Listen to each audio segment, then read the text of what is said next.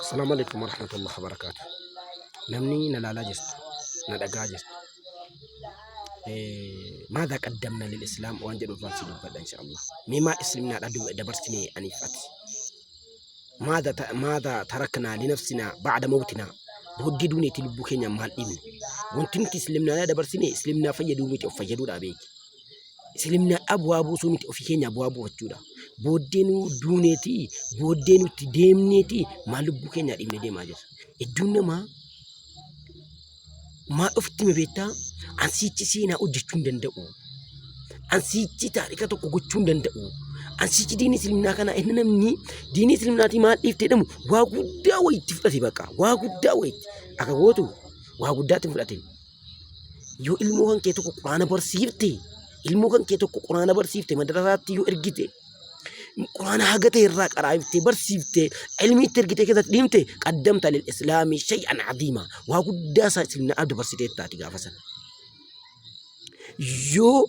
waa gochuu dadhabde ofii keetii Qur'aana qaraate masgida rabbii mukuu baafte ganamaa galgala Qur'aana qaraate osoo Qur'aana qaraatu nama dabarsitee qaraa'ifte kanatti goote qaddamta lil islaam shay'an adima waa guddaan seen aada yoo ilmoo kee qarte wallahi waa guddaa silmina dabarsite aniifati waggaa 20 waggaa 30 silmina keessa dabarsineer waggaa 15 silmina waggaa danuudhi silmina dabarsineer garuu saadimni abi mu'aaz waggaa jaatu silmina keessa dabarse يعتذت له عرش الرحمن عرش الرحمن تسجل غافندو ملائكة كما تربات ما تودي بويد جيسودا كن وجاجاتو كيس جرات أني فتي مالتان لا وكاني كي جراني مالي بلاد سبحان الله أنا السيس ورا السلام عليكم ورحمة الله وبركاته نمني نلالا جست ندقا جست ماذا قدمنا للإسلام وانجل الفانسي بدا إن شاء الله مما إسلامنا دبرسني أنيفات ماذا تركنا لنفسنا بعد موتنا بودي دوني تلبو كينيا مال إبن تنك إسلامنا دبرسني إسلامنا فيدو ميت أفيدو دابيك إسلامنا أبوابو سوميت أفي كينيا أبوابو وجودا بودينو دونيتي بودينو تديمنيتي مالبو كينيا إبن ديم أجر الدنيا ما أفتي مبيتا أنسيتي سينا أجتون دندأو أنسيتي تاريكا توكو جتون دندأو أنسيتي ديني سلمنا كنا إننا مني ديني سلمنا تيما إفتدم واقودا ويت تفتي بكا واقودا ويت أكاوتو واقودا تفتي يو ilmu kan keeto Qur'aana barsiifte ilmu kan keeto Qur'aana barsiifte madrasaatti yoo ergite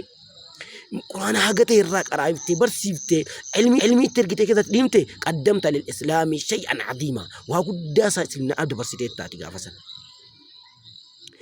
yoo waa gochuu dadhabde waa gochuu ofii keetii Qur'aana qaraate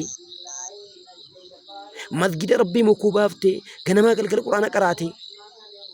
osoo Qur'aana qaraatu nama dabarsitee qaraa'ifte kanatti goote qaddamta lil islaam shay'an adima waa guddaan seen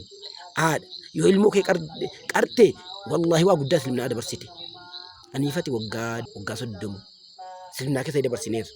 waggaa 15 silmina waggaa danuudhi silmina dabarsineer garuu saadimni abi mu'aaz waggaa jaatu silmina keessa dabarse يعتذت له عرش الرحمن عرش الرحمن تسجل غافندو ملائكة كما تربات ما تودي بويد جيسودا كن وجاجاتو كيس جرات